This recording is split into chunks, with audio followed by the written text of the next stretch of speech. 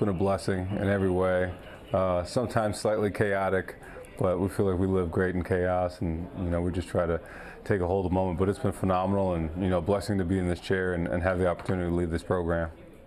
I asked Ward what impressed him the most during your run as the interim coach last year, and he said your calmness and your patience.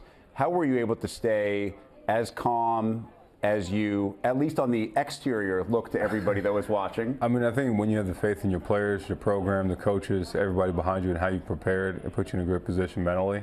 And that was the main thing that helped me stay poised and calm. And the same mentality we had with our players, next man up. Whether it was a player or coach, we had that same mentality. So, that really helped me in those moments. Ward and I also talked about the moment that the players found out that it was official, and their reaction was priceless. For you, what did that mean? Everything, because the program is based on what they do, how they perform, and how they feel and how they react. So you're super excited that I can lead this group of players. Is it possible for someone as invested as you and everybody on that team was a year ago to describe to someone else who's never really been in that situation what it felt like to bring that national championship back to Ann Arbor? You know what? It's crazy you ask that, because we won the game, and it was just kind of a pause of a moment. I was like, man, we really did that, and to take that in that moment was something special. So it's hard to really describe, and the feeling, you can't really explain it in words. You just had to be there. Did it actually take a couple of, whether it was hours or days, for it to sink in what you had actually accomplished? Yeah, it took a couple days, maybe a week or so, of actually realizing what happened. It was cool to have the celebration that we had, the parade, and in Chrysler Arena, the celebration we had with the fans. That was awesome. But I think it was just a couple days. I sat on the couch one day. I was like, man, we really did win the national title. What about the added responsibility that comes with becoming the head coach? Was there a moment that after you let it sink in what you had just agreed to, the weight of what that job comes with? Yeah, I mean, really, you don't have time to think, because as soon as you start thinking, you got something else to do. So there wasn't really much time for me to think about anything, just continue to keep working. And obviously now you have a counterpart who's about to start his first full year as head coach at Michigan in Dusty. What have your conversations been like as you guys both kind of settle into new roles? They've been great. We haven't had a lot of time to sit down and have some long talks, and I think we'll get to do that.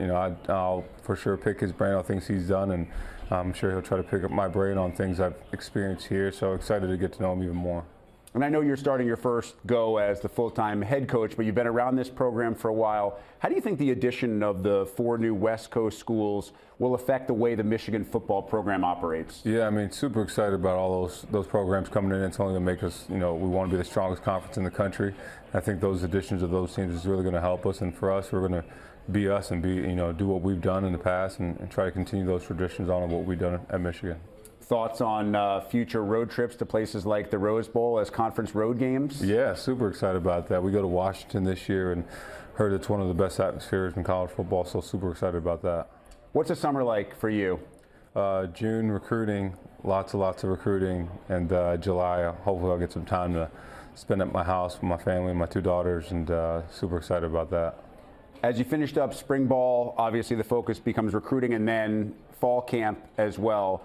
What do you really want to see in fall camp that maybe will make you feel even more comfortable despite all the time that you've already spent around this program over the past half dozen plus years? Yeah, I think the biggest thing you want to see is you create a callus of physicality and mentality to continue to sustain and withstand strain in tight moments, and we'll create that as much as we can within camp, but also stay healthy. And we got a great schedule ahead of it, and we're excited about the schedule.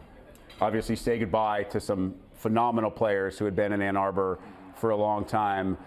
What do you want and need from the veterans who are back this year, not necessarily to replace those guys, but to make sure that everybody else understands that the expectations don't change? Yeah, I think the culture that's built now is that the guys understand that, and they understand that it doesn't really matter who's in that seat, who's in that chair, who's in those uniforms, that the standard set's the same.